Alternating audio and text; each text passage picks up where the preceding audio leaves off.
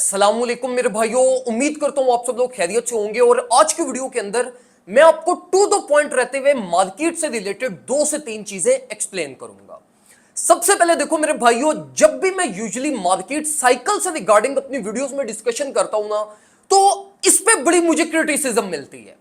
Criticism मिलने की वजह यह होती है कि देखो, जब आप मार्केट के साइकिल्स को ट्रेड कर रहे होते हो ना, जब आप ओवरऑल मार्केट साइकिल्स को देखते हो, तो मार्केट साइकिल्स हमेशा रिटेलर्स के ऑपोजिट प्ले करते हैं। जिस टाइम पे एक कॉइन पे कॉन्फिडेंस रिटेलर्स का बिल्ड होता है, तब तक मार्केट का साइकिल और जो फ्लो ऑफ मनी डिस्ट्रीब्यूशन होती है, वो उस कॉइन से निकल के किसी और एसेट या किसी और एरिया ऑफ इंटरेस्ट में जा चुका होता है।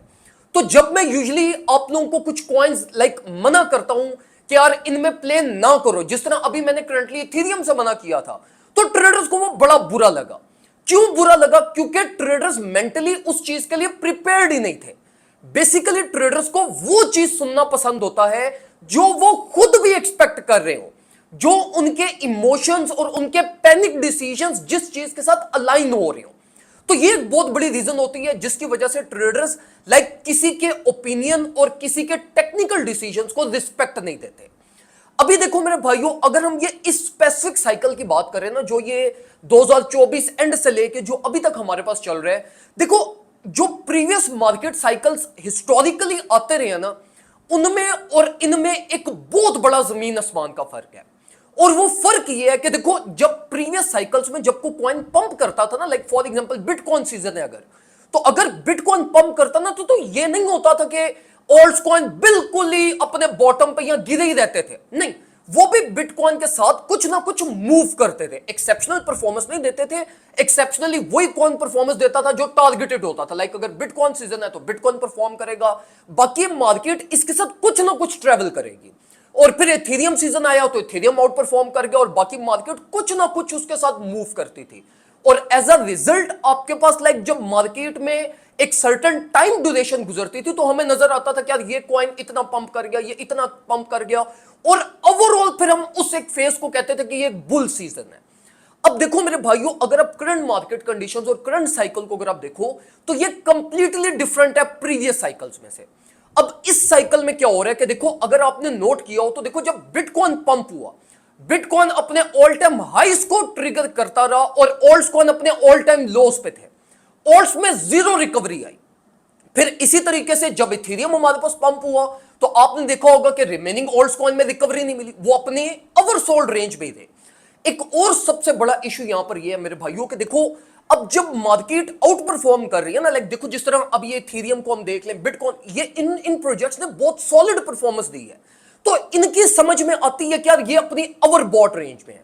लेकिन अगर हम रिमेनिंग ऑल्ट्स कॉइन को देखें, तो देखो उनमें ना परफॉर्मेंस आई है, ना उन कॉइन्स में अच्छा रिकवरी रेट मिला है, ना इवन वो अपने आप को प्रीवियस करेक्शंस को रिकवर कर पाए हैं, एंड स्टिल उनकी प्राइसेस अपनी ओवरबॉट रेंज में है। उनकी स्ट्रेंथ मैक्सिमम टॉप पे है, प्राइस बिहेवियर में वो ओवर ट्रेडेड रेंज में है। तो देखो, जो एक्चुअल इस टाइम पे कंफ्यूजन और जो मार्केट की कॉम्प्लेक्सिटी है, वो ये कॉम्प्लेक्सिटी है कि बिटकॉइन, इथेरियम, चलो इन्होंने तो परफॉर्मेंस दी, ये तो अपने टॉप तक चले गए, इनकी समझ में भी आती है कि स्ट्रेंथ ओवरबॉट हुई है, दैट्स फाइन। लेकिन वो ऑल्ट कॉइन जो पंप ही नहीं हुए, वो आपके पास पंप हुए बगैर ही अपनी ओवरबॉट रेंज में चले गए। और अब यहां पर सबसे बड़ा इशू ये है कि अगर बिटकॉइन, इथेरियम, जिनमें डाउनवर्ड साइड पे स्पेस भी है, ये करेक्शन भी ले सकते हैं, अगर ये करेक्शन की तरफ आते हैं, इवन हेल्दी करेक्शन भी लेते हैं, तो ऑल्ट कॉइन जो पंप हुए ही नहीं है, जिनकी स्ट्रेंथ ऑलरेडी अपने टॉप पे जा चुकी है, ऊपर स्पेस ही नहीं है, तो इट मींस कि जब ये बिटकॉइन और इथेरियम गिरेंगे तो इनके ऊपर ज्यादा बुरा इंपैक्ट फिर पड़ेगा। तो ये एक्चुअली में कंफ्यूजन है, जिस रीजन की वजह से इस टाइम के ऊपर जो मैं आप लोगों को बहुत ज्यादा फ्यूचर्स ट्रेड रिकमेंड नहीं कर रहा, या मैं आप लोगों को जो कह रहा हूं कि सेंसिबली प्ले करो, वो ये रिस्क फैक्टर्स है। और मैं क्यों आप लोगों को इस टाइम पे ज्यादा एम्फोसाइज कर रहा हूं कि आप स्पॉट एक्युमुलेशन की तरफ जाओ इंस्टेड ऑफ फ्यूचर्स, क्योंकि देखो जो मार्केट के मूव्स आ रहे हैं वो रैंडम प्राइस एक्शन में आ रहे हैं, अपने मेजर लेवल से मेजर मूव्स नहीं आ रहे। तो जब मेजर लेवल से मेजर मूव्स नहीं आ पा रहे, तो आप फिर उनको कैच भी नहीं कर पाओगे फ्यूचर्स में। तो इसलिए मेरे भाइयों, अगर आप इस टाइम पे स्पॉट एक्युमुलेशन को अगर आप प्रायोरिटाइज करो और अपना मेजर पोर्टफोलियो स्पॉट एक्युमुलेशन में ले जाओ, तो ये आपके लिए at the end of the day सबसे बेस्ट केस सिनेरियो होगा। मार्केट मूव कर रही है, लेकिन वो फ्यूचर्स में अपॉर्चुनिटीज नहीं दे रही, फ्यूचर्स में कंफर्मेशन नहीं दे रही, मेजर लेवल्स रीटेस्ट नहीं हो रहे, इवन रीटेस्ट रेंजेस भी रीटेस्ट नहीं हो रही। तो इसलिए फ्यूचर्स ट्रेड के लिए ज्यादा आपको अपॉर्चुनिटीज नहीं मिलनी, तो आपके प्रॉफिट्स बनने ही नहीं है। फिर आप पैनिक होगे, फ्रस्ट्रेट होगे, आप इधर जाओगे उधर जाओगे, गलत डिसीजन लोगे, लॉस करोगे। तो उससे बेहतर है कि स्पॉट एकोमोडेशन करके उसको होल्ड करें फ्यूचर्स के लिए, जहां पे आपको अच्छी अपॉर्चुनिटी मिल जाए। अभी मार्केट की कंडीशंस में ब्रेकआउट अपॉर्चुनिटीज ही मिल रही हैं, तो बस उनको कैच करिएगा।